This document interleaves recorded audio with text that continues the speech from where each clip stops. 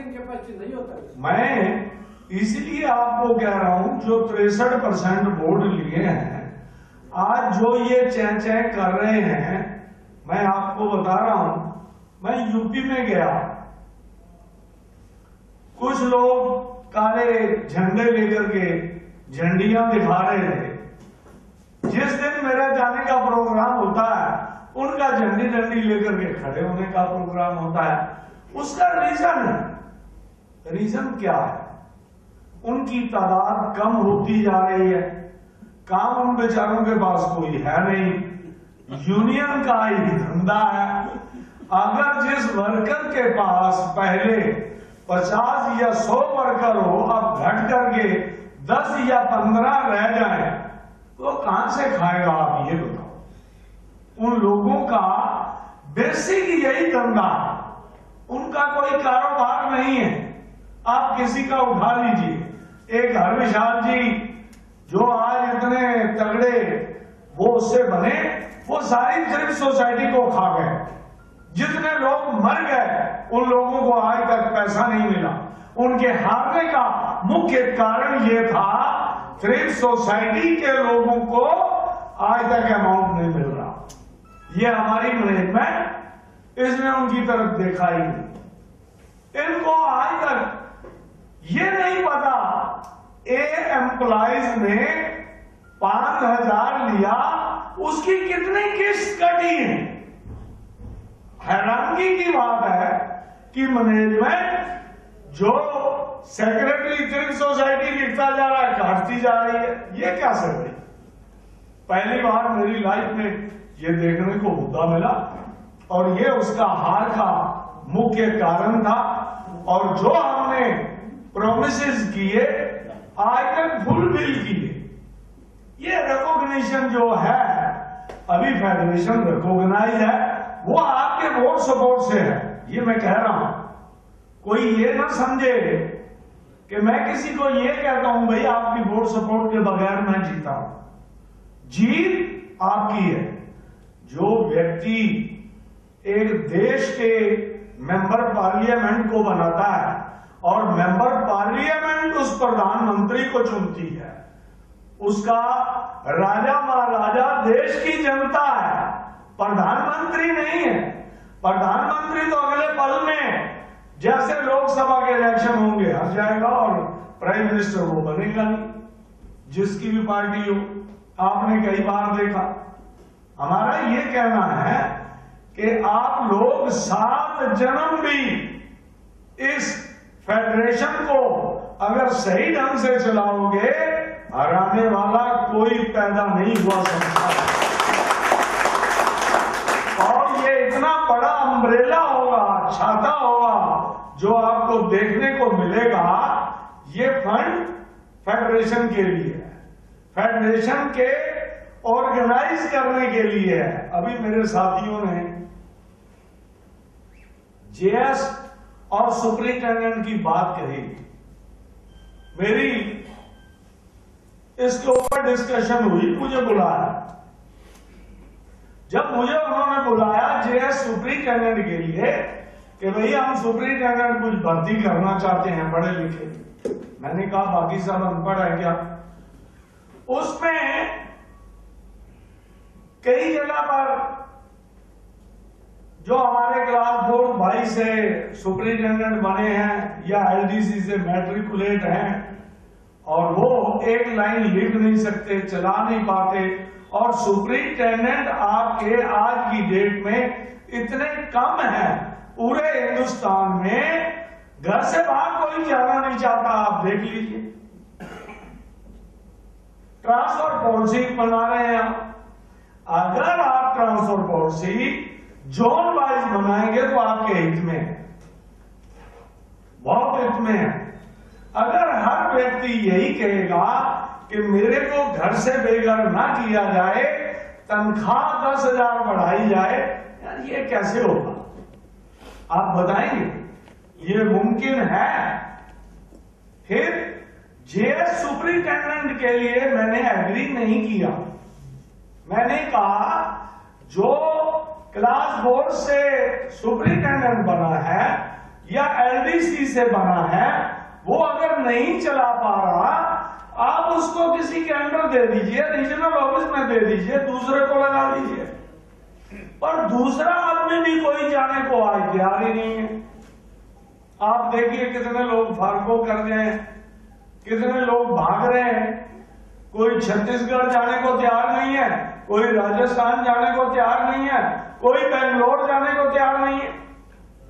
उत्तर प्रदेश से कुछ 8-9 आदमियों की ट्रांसफर हुई, 18 आदमी की, और 8-9 हाई कोर्ट तक गए, और वो बेचारे लड़ते रहे 3-3 महीने, 4-4 महीने उनकी पे गई।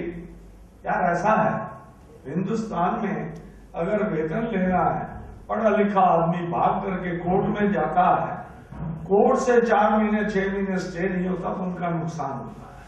कई लोग तो इस डर के मारे नहीं जाते कि उनको लिखना पढ़ना नहीं आता, मैनेजर बन नहीं सकते। ये फैक्चुअल है, और हमें सब चीजों को देख करके डिसीजन लेना है। आप लोग, मुझे बड़ा अच्छा लगा, हमारे डे साहब ने ट्रांसफर पहुंची गई। इनके यहां से 4 आदमी, 4 टेक्निकल असिस्टेंट भुवनेश्वर में ट्रांसफर हो गए। तराई मच गई।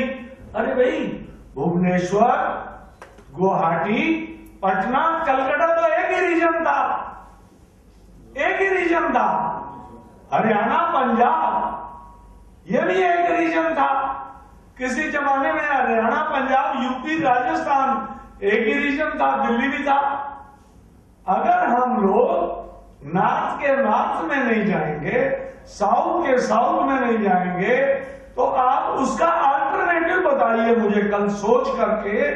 क्या हर आदमी कलकत्ता का कलकत्ता में रहेगा, दूसरे रीजन में नहीं जाएगा, भर्ती करने नहीं दी जाएगी?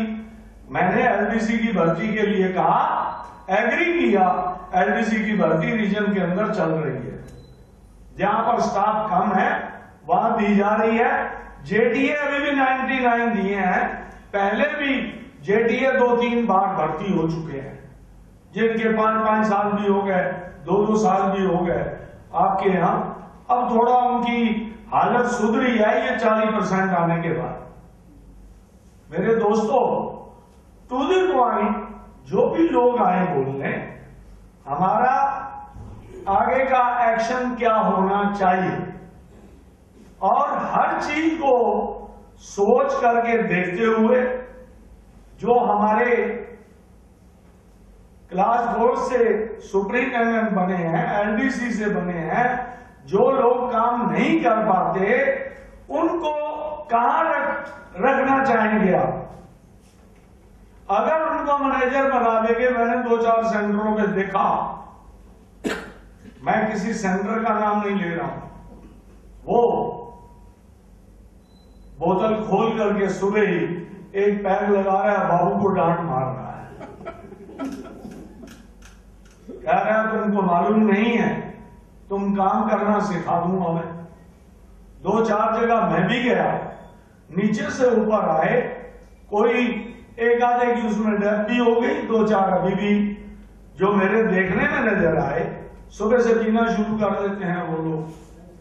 सुपरिटेंडेंट बनने के बाद कई बाबू भी एक आधा, क्योंकि चौकीदार को भी हमारा ये कहना है, जो मेरे भाई हैं, कोई भी ड्यूटी टाइम पर कोई भी किसी कैटेगरी में सी एंड डी में दारू पी के नहीं जाएगा दफ्तर, और उसकी कंप्लेंट नहीं आनी चाहिए। दूसरा, आपको जो ये पैसा मिल रहा है अभी, इसको ज्यादा से ज्यादा अपनी पेंशन में डालिए आप, ताकि आपको उसका इंटरेस्ट ज्यादा मिलेगा।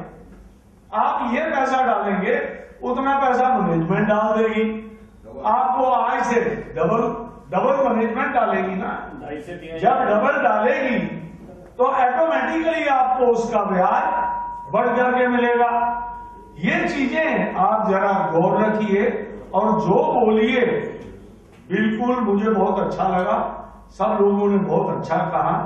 जहां तक सवाल है रिकॉग्निशन का, मैं अभी भी स्टिल कंटिन्यू, मैं डीपी को अभी भी कहा आप रीजन वाइज करिए। जब मैं अहमदाबाद से आया तब भी कहा, उससे पहले भी कहा, हर रीजन के लिए, एक अहमदाबाद को लेकर के नहीं।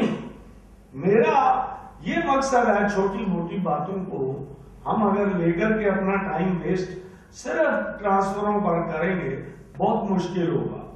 ये सीबीओ आया, इसने कई जगह पर वैसे ही झंडी डंडी गाड़ दी, आपने देखा।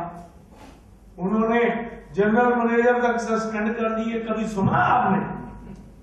बोलो। This is the first time. General manager, DGM, कितनी चार्जशीटें, कितने उन्होंने खुदे लाइन लगा दिए, किया ना कुछ। हम ये तो नहीं कह रहे कि वर्कर को ही कर रहा हो, पर कई जगह पर टेरर क्रिएट करने के लिए हमारे वर्कर को जबरदस्ती बांध रहा है। हमारी चर्चा काम करने का जो नीति है, हम ठीक चल रहे हैं, हमें उम्मीद है हमें सफलता मिलेगी। भाई मेरा कह रहा है, कुछ आगे अगर बुलाना चाहें।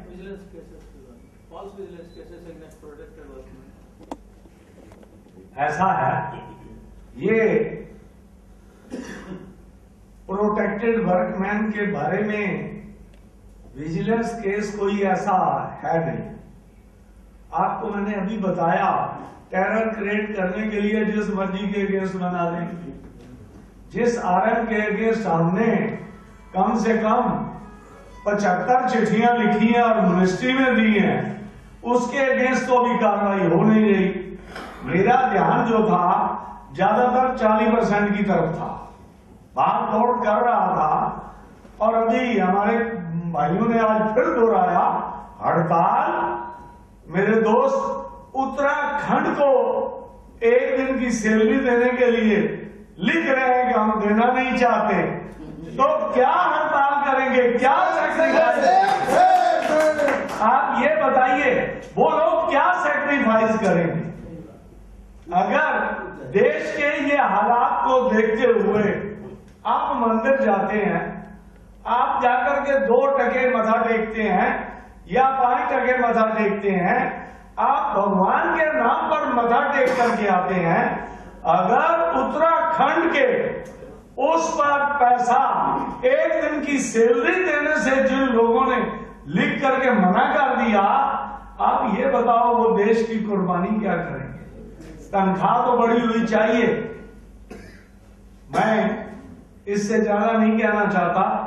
हड़ताल आज की डेट में, मैंने पीछे भी कहा, आज भी कहा, हड़ताल इस देश में आगे बहुत मुश्किल होगी। एफसीआई ने 2 दिन की, उनका रिजल्ट 2 दिन का देख लो, और हमारे यहां उत्तराखंड के 1 दिन की सैलरी का देख लो। मैंने देखा, मैं आपको एक एग्जांपल बता रहा हूं। एफसीआई अभी भी तैयार है और मुझे उम्मीद है एफसीआई करेगी, पर आप ये बताओ करेगी, होगा क्या? ये मैं इसके ऊपर ज्यादा नहीं कहना चाहूंगा। दूसरी ऑर्गेनाइजेशन है, 40,000 आदमी है, हमारे पीछे तो सिर्फ 2,500 वोट वाले आदमी थे, 1,500 दूसरों को मिला। हम फिर भी मेजोरिटी से जीते। वो भी देश पांडे जी ने बड़ी अच्छी नीति चली। हम वहां गए, कुदरती इन्होंने तरीका बताया कि इकट्ठे हो जाओ, नहीं तो सारे अलग अलग मरोगे। मैं उनको श्रेय देता हूं इस बात का, क्योंकि इन्होंने कहा कि एफसीआई के अंदर ये हुआ, उसी को लेकर के हम आगे बढ़े, उसी को लोग लेकर के आज सुभाष मुखर्जी कहते हैं हमारी मां बिक गई। अरे भैया, खरीदार कौन है तुम्हारी मां को? जिस मां से तुम पैदा हुए हो उसका कोई खरीदार है? ये कहते भी शर्म नहीं आती लोग। हमारी यूनियन मां है, फेडरेशन मां है, जिसने जन्म दिया वो भी हमारी मां है। जब मां कहते हैं तो मां है, पर जो मां के साथ